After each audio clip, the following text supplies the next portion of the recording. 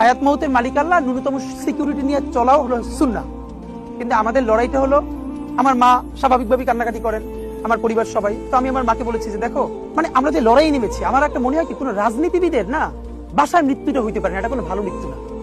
যিনি রাজনীতি করেন, যিনি লড়াই করেন, যিনি বিপ্লবী, যিনি সংগ্রামী, তার মৃত্যুটা হবে একটা সংগ্রামের মধ্য দিয়ে, একটা রাজপথে, একটা গ্লোরির মৃত্যু।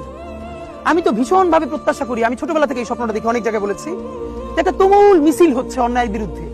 সেই মিছিলের সামনে আমি আছি, কোন একটা বুলেট এসে আমার বুকটা হয়তো বিদ্ধ করে দিয়েছে, এবং সেই মিছিলে আমি হাসতে হাসতে আমি শহীদ হয়ে গেছি।